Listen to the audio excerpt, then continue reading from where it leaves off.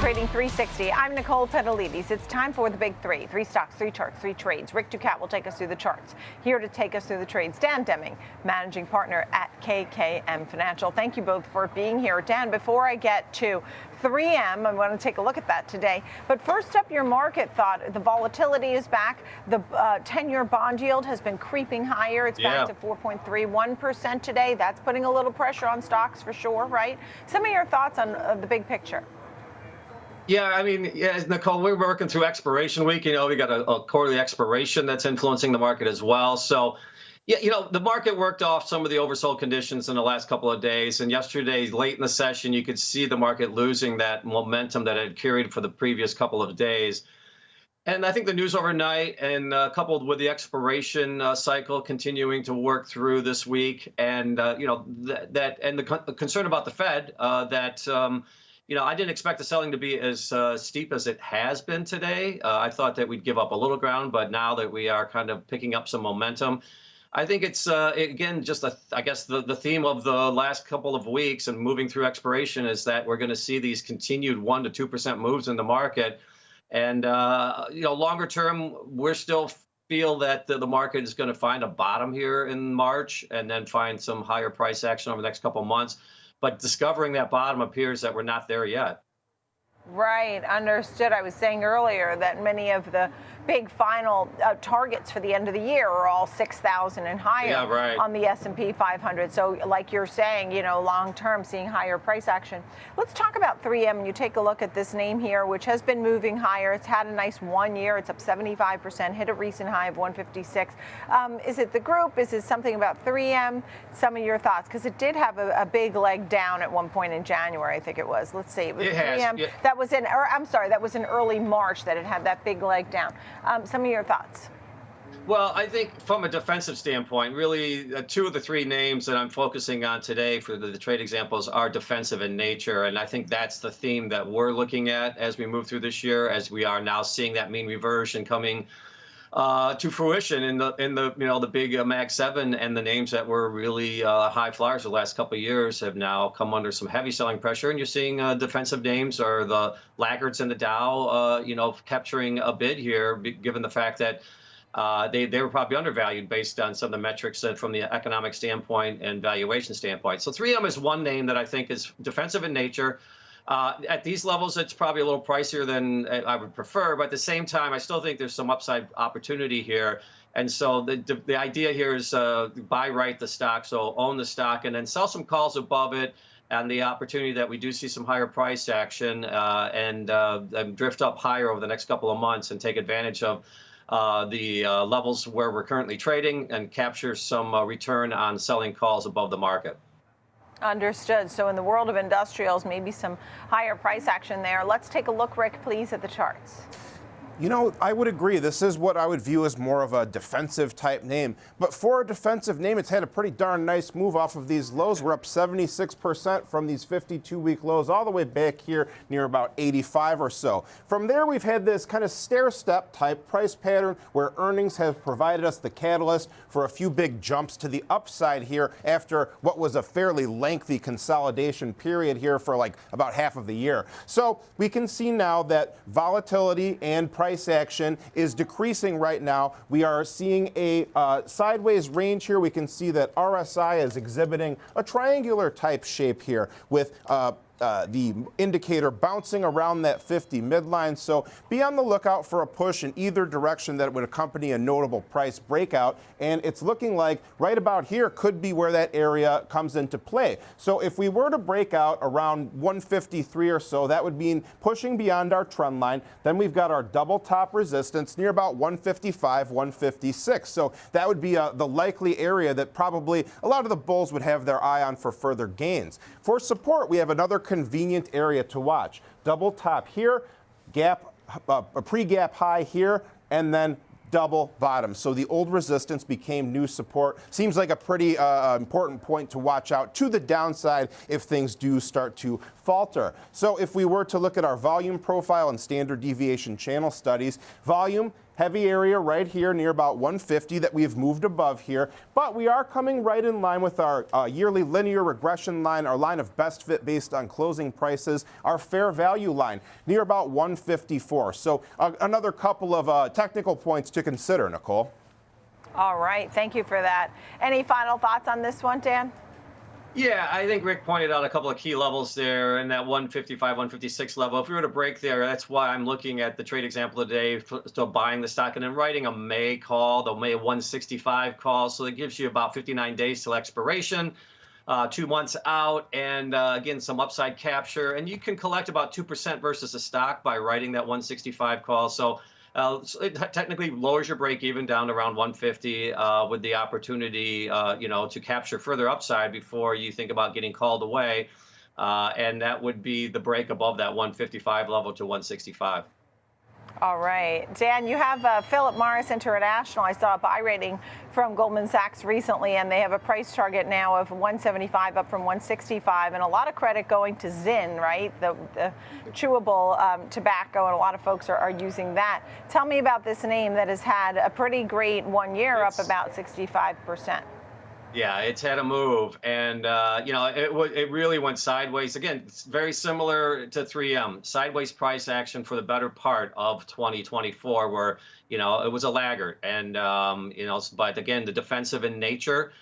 Historically, it pays a nice dividend, and that's another feature for this stock. And again, today's trade example is a buy right on Philip Morris. Again, these are two defensive names. I think that owning them here could serve as far as defending against some price fluctuations we're experiencing in other sectors of the market, but also still capture the potential upside trend that they're currently in. And also in Philip Morris' case, there's a nice dividend yield there with the possibility to capture further upside.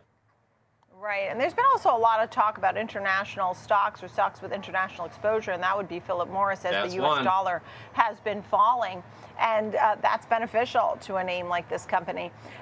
Rick, let's take a look at the charts, please.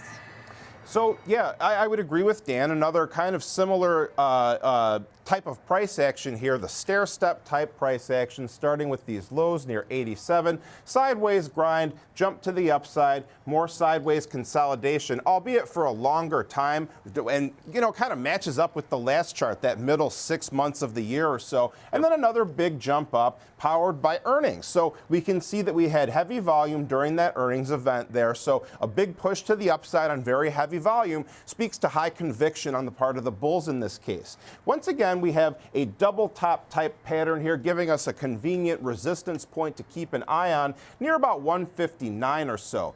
But this chart actually seems like the momentum is slowing a little bit more. You can see that we had our steeper blue trend line that has given way to our more modestly sloping white trend line here.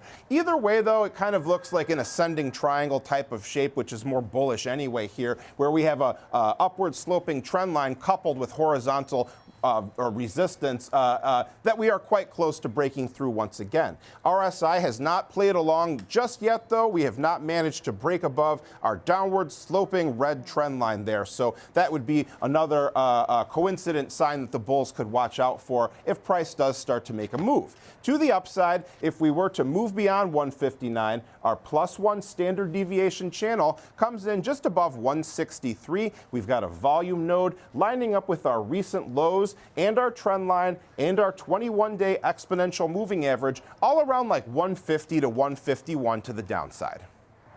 All right, so you're covering all the sides, seeing that RSI, not quite ready to take off, but Dan, final thoughts there, and then we'll get to Stryker.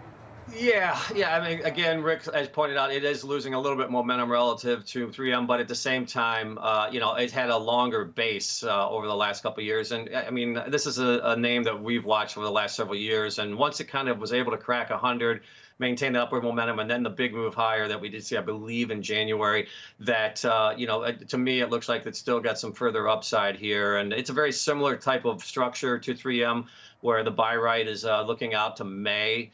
In this trade example, so buying the stock and then writing a May 165 call in this trade example as well. Again, you're collecting 2% versus the stock on the call right. You get to own the stock. That generates a nice almost 4% dividend on a yearly basis.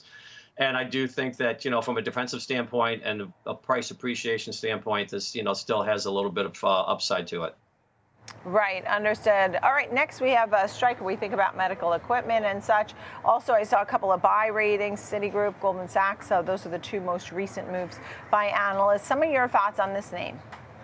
Well, again, a name that we're very familiar with, as I grew up in Michigan as well, just outside of Kalamazoo. So certainly Stryker has been part of that region for quite some time as it's evolved. And I get the medical device area. I think is a unique area within the healthcare sector. Healthcare, again, a defensive type of holding traditionally. And in this case, Stryker, even though it's come off its recent highs and has lost a little momentum, I still think that if we do see some stability in the market the next couple of months, that Stryker will be able to capture those higher ranges that it attained a few months ago. And with that, this is a trade setup where you can define risk structure on this one. This is what they call a broken wing call fly, where you're buying one option at the money, selling two out of the money options, and then buying another option that's even further out of the money. To capture a range to the upside should Stryker get back towards that 390 to 400 level. Okay. And what do you think, Rick, when you take a look at the technicals? Sure. So this maybe is the most range bound of the three, but to kind of piggyback off of what I was saying earlier, just because it's range bound or the momentum is slowing doesn't necessarily mean it's bearish or bad. It just means that perhaps the stock is regrouping or consolidating here. In this case, what you would want to see would be a push beyond either of these boundaries here. We've got our rather persistent ceiling here around 399 or so, and then our floor, you could think of it that way here, at this double bottom, our green line near about 352. But you could also look at it a slightly different way. From another perspective, you could say it's more of this symmetrical triangle type shape here developing, where we have two trend lines converging toward each other, suggesting an increasingly narrowing price range here. So we also have a confluence right here. Our two moving averages, yellow 21-day and orange 63-day exponential moving averages, come together right on top of each other near about 379. So that could be another upside area for which price needs to break through. So momentum, not above our 50 midline. We are trending lower here, but we've had a nice bounce during the past few days. Let's see if it follows through above the confluence of those two areas for the RSI. Now we can also see the area where we bounced is important. It was the volume profile point of control, our heavy trading area. If we were to break through our moving averages, we've got our yearly linear regression line, our line of best fit, lining up with another heavy volume area, beginning at near 387 or so, Nicole. All right. I'll give you the final thought here, Dan Deming. Great stuff on the charts there, Rick Ducat. As always, excellent charts. Final thought, Dan. Yeah, I think Rick pointed out that his consolidation level, that if we do see some further upside, that I think they could capture that top end of the range. And, today's trade example is, as I mentioned, is what they would consider a broken wing call fly. So capturing, again, this particular example, really, it doesn't cost much to put this on. So you define your risk with this trade example, capture a zone, between basically 370 up to almost 415 before it becomes a problem. And even at that level, you're just going to break even. So it gives you a big range to the upside to capture at a low cost structure, and then also has defined risk in this broken wing call fly. All right. Thank you so much. What a great big three. We had 3M, Philip Morris, and Stryker today. Dan Deming, managing partner at KKM Financial, and of course, our own Rick Ducat there on the charts. Thank you both.